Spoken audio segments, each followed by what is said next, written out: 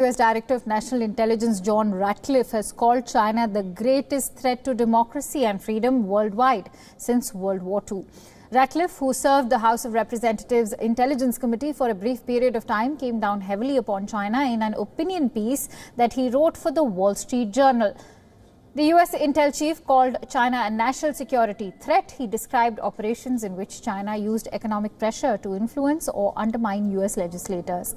He said that China's economic espionage approach was threefold: rob, replicate and replace, which means steal American companies' intellectual property, copy it and then supplant US companies in the global market. Ratcliffe also accused Chinese authorities of conducting human testing on members of the Chinese army in hopes of developing soldiers with biologically enhanced capabilities. He added that Chinese leaders seek to subordinate the rights of the individual to the will of the Communist Party. They exert government control over companies and subvert the privacy and freedom of their citizens with an authoritarian surveillance state. Washington and Beijing have clashed over China's handling of COVID-19, its tightening grip on Hong Kong, disputed claims in the South China Sea, and human rights crimes in Xinjiang.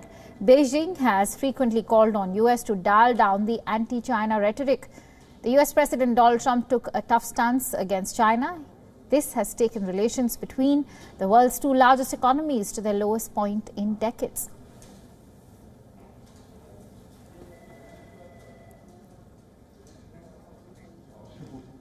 Now, on Thursday, Israel warned of an increased threat against its citizens residing abroad following Iran's call to avenge last week's assassination of its top nuclear scientist. The Israeli government has also urged its citizens to avoid travel to the Gulf states of the United Arab Emirates and Bahrain, citing possibilities of Iranian attacks.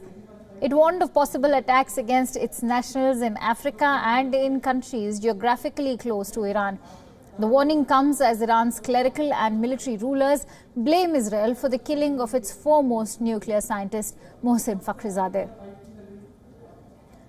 Fakhrizadeh was killed in a bomb and gun attack on a major road in the outskirts of Tehran last week. Citing the latest terror attacks in France and Austria, Israel's National Security Council said global jihad organizations like Islamic State Group are currently demonstrating high motivation to carry out terrorist attacks worldwide. Bahrain and the UAE normalized ties with Israel in September through a US-brokered agreement. However, the recent assassination of Iran's top nuclear scientist has again sparked tensions across West Asia. Israel's foreign minister was to visit Bahrain this weekend for a regional conference. However, according to sources, the trip has been cancelled amid growing crisis. Israeli Prime Minister Benjamin Netanyahu on Thursday accused Iran of having taken advantage of its international nuclear deal, which allowed economic sanctions to be lifted before they were reinstated by the outgoing US President Donald Trump in order to extend its influence in Iraq, Yemen and Syria.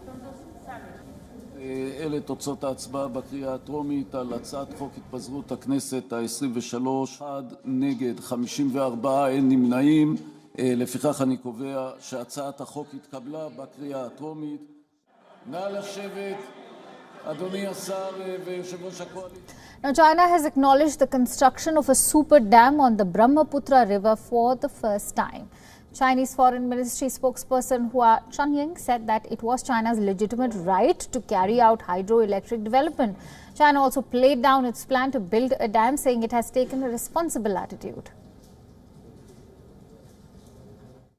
It is China's legitimate right to carry out hydroelectric development of the lower reaches of Brahmaputra. China has always taken a responsible attitude towards the development and utilization of trans-border rivers. All projects will be undergoing scientific planning, taking into full account the interests and effects of upstream and downstream. The project comes amid heightened tensions between the two countries along the line of actual control. The super dam is expected to be China's largest hydropower project, even bigger than the Three Gorges Dam, which said to be world's largest hydroelectricity generator. The dam, whose construction started this October, is being built in Tibet's Medak County, which is very close to the northeast Indian state of Arunachal Pradesh. The project can be a threat to India's water security. In fact, China has already built several small dams on the Brahmaputra River, which originates in Tibet and flows into India.